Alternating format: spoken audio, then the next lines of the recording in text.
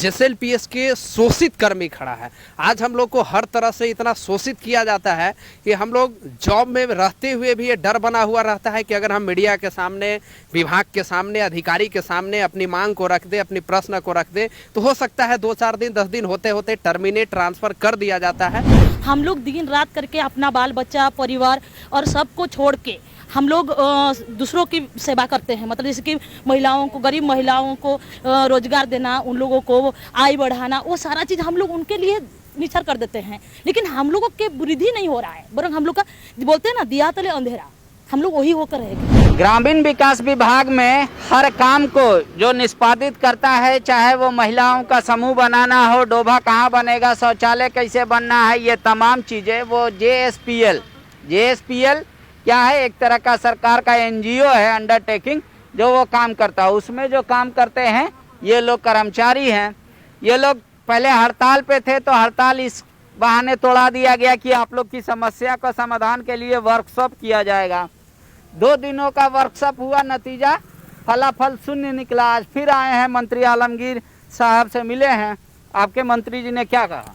मंत्री जी ने साफ ये पहले आश्वासन उनके द्वारा मिला गया था। जब वर्कशॉप नहीं हुआ था, हड़ताल के दौरान हम लोग यहाँ से मिलने के लिए आए थे, उस समय उनका साफ कहना था कि ठीक है, हम लोग 15 दिन के बाद सारा चीज़ का विश्लेषण करते हुए आप लोगों का जो प्रॉब्लम है सॉल्यूशन कर देंगे।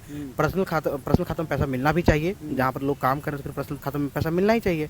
लेकिन अभी वो बात को फिर से बदल रहे हैं। वो कह रहे हैं कि आपके पॉलिसी में नहीं है, तो आपके एमआरडी में ऐसा नहीं है, तो बात को फिर पहले तो आप लोगों को अपने अपने खाता में पैसा मिलता था। हाँ, बिल्कुल मिलता था। वो किस पॉलिसी से मिलता था? बस यही पॉलिसी, पुराने पॉलिसी से ही मिल रहा था, अभी भी वही पॉलिसी है। 2000 इसी का कॉपी है क्या? कॉपी है मेरे पास। हाँ, इसमें लिखा हुआ है कि खाते में नहीं लेना है सर, एक व्यक्तिगत खाते में। देखिए लिखा हुआ है कि the resource fee payment will be made directly in the bank account of internal professional resource person after submission of work done report to BMU DMU. मतलब कहने का मतलब है कि बीएमयू अपना वर्क डन जो होता है वो काम का प्रतिवेदन ब्लॉक में, जिला में जमा करने के बाद आपका पैसा डायरेक्टली आपके खाते में जाएगा।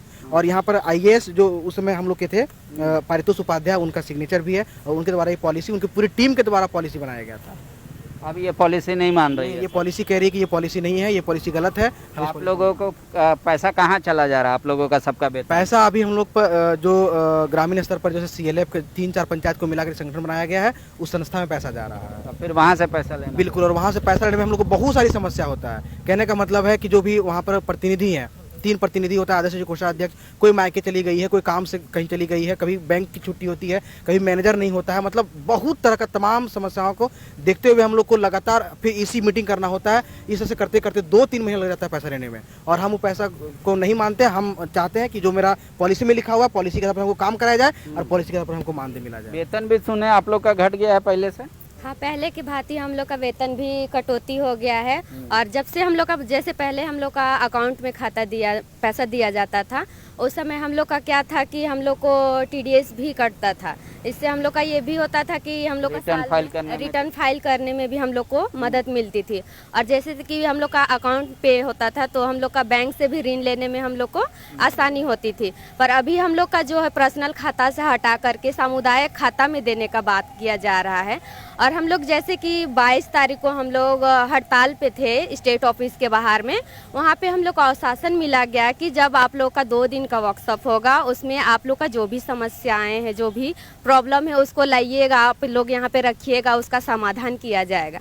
उसके बावजूद भी हम लोग 1 महीना का टाइम दिया गया, हम लोग उसमें भी अमल किए और हम लोग उनकी बातों को लेकर के 1 महीना तक वर्कशॉप हो गया ना? वर्कशॉप हो गया हम लोग का इधर ही 20-21 को था, और 20-21 को हम लोग का हुआ, जिसमें से हम लोग का किसी भी तरह का समाधान नहीं किया गया। तो ये बहुत ही दुख की बात है। जब हम लोग का आश्वासन मिला और हम लोग धैर्य भी रखें, उसके बावजूद भी हम लोग का नतीजा कुछ पॉजिटिव नहीं आया। पहले कितना मिलता था, अब कितना मिल रहा है पैसा? पहले हम लोग अगर 26 दिन काम करते थे, तो अगर हम लोग बाहर ब्लॉक में ट्रेनिंग देने जाते हैं या बाहर जिला में, अगर हम लोग जैसे कि रांची अगर हम लोग ट्रेनिंग में आते हैं, तो वो हम लोग को एफटीए के रूप से हम लोग को वो जितना खर्चा होता था 2-3 हज़ार रुपया हम लोग को एक्स्ट्रा मिल जाता था।